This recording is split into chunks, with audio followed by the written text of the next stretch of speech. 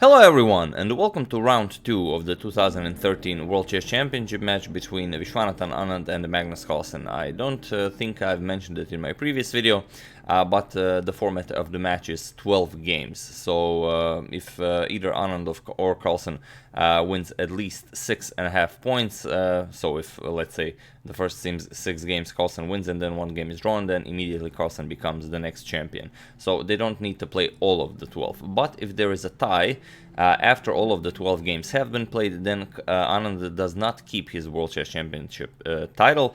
Rather, a series of rapid and blitz games will be played to determine the new champion.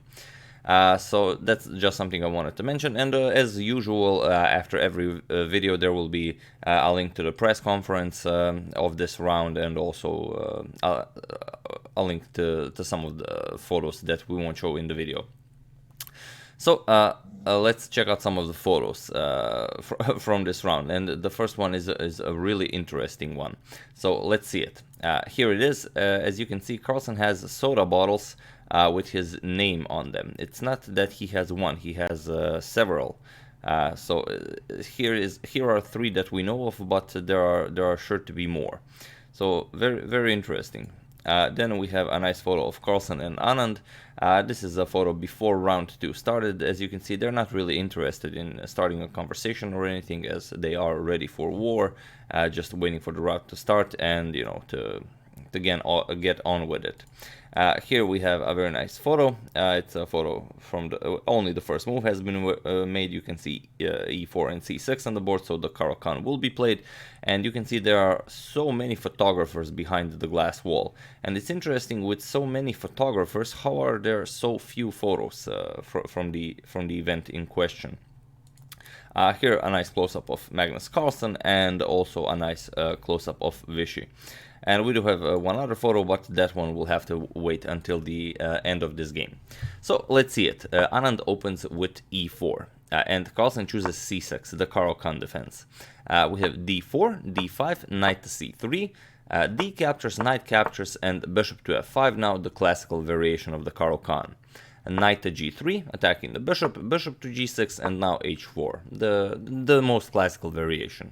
h6, knight to f3, we have e6, and now knight to e5, attacking Carlsen's bishop on g6.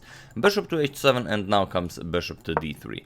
And here's a very nice question for you. Why is Anand allowing Carlsen to capture the d4 pawn? What's the idea behind allowing such a sacrifice in the opening?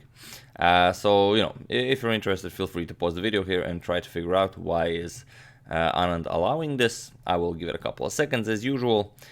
For those of you who are able to solve this, congratulations, you are an excellent player. And for those of you who just want to enjoy the show, the idea is if queen captures on d4, then comes knight to f7. And now you have a problem. Just a second there. Knight to f7, and there's really no good move here for black. If you capture the knight, king captures, then of course you get bishop to g6 check. This opens up the attack to your queen. The queen on d4 is undefended. After you capture the bishop, black loses the queen and of course the game. Another thing, after knight captures on f7, even if you don't capture, even if you play bishop captures on d3, then comes this variation. Knight captures rook, so grabbing the exchange. Bishop to b4 check, bishop blocks, captures, and now queen captures on b2, attacking white's rook on b1. Rook to d1, and now you can't really move the bishop because you can't really allow queen to d8. This will be checkmate as the knight is covering f7. So you have to go queen to e5 check. White will block, and now this is the way you untangle. Queen captures, bishop captures, king captures, and after all is said and done, white is up the exchange, and black has no compensation for this exchange. He does have 1 pawn, but that is not enough compensation. So after this bishop to d3 move, of course not capturing on d4, or rather bishop captures on d3 is played. Queen captures on d3, and now knight to d7. We have f4 by Anand, bishop to b4 check, c3, and bishop back to e7, and bishop to d2 now. Here, Anand is offering the h4 pawn. If Carlsen would capture here on h4, then Anand castles queenside, and white has a huge lead in development, and grabbing this pawn simply doesn't justify it. So after bishop to d2, Carlsen develops a piece, knight g to f6, and here we have a queenside castle. And this is the moment Anand says that it was a really long time since last he prepared for this position, and there is a known game where Anand played queen to e2 in this position. It was against Ding Liren in 2013, and Anand won a very nice game against Ding Liren. But here in this position he played a queenside castle. Carlsen castled as well, and now comes knight to e4. Later, well, the next year, Anand will play a game against Adreikin, and he will play a much better game with the move queen to f3. But here he played knight to e4, and after knight to e4, he simply allows Carlsen to exchange pieces too rapidly and really equalize the position. Here Carlsen played knight captures, we have queen captures, and now knight captures on e5. Pawn captures on e5 and queen to d5. Carlsen immediately offers a trade of queens, and once you do this, there's really nothing to push for here. If you don't exchange queens, also notice that the a2 pawn is attacked, and while you might try something like queen to g4, it doesn't really work. Black will also have a very nice equalizing ideas. Not capturing on a2 immediately, but first f5, attacking the queen. Only after queen to g6, now you can capture on a2, and you can even allow bishop captures on h6. Rook f7, defending checkmate, and now after g4, captures. Bishop to f8, and black is completely fine. Black can now even push on the queen side himself. Bishop to a3 will also be an idea, so nothing to hope for here with white. So after this queen to d5, we have queen captures, c captures on d5, and now h5. We have b5 by Carlsen. Now comes rook to h3, a very nice idea, developing the rook. Now the rook will also be useful on the king side and on the queen side both. a5, we have rook to f1, rook to c8 by Carlsen, and rook to g3 now. King to h7, and now rook g to f3. Here, by playing rook g to f3, Anand basically forces a draw because there is no useful move pretty much Carlsen can make here.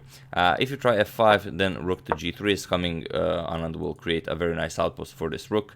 It's a nice light square, so rook to g6 is coming, then the other rook can come to g3, and it will be a very nice position for Anand. And on the other hand, after rook g to f3, if you try f6, then simply captures, and after king to c2, defending the pawn, c3 and king to d3, black will have no useful ideas here. Only white can play this position for a win.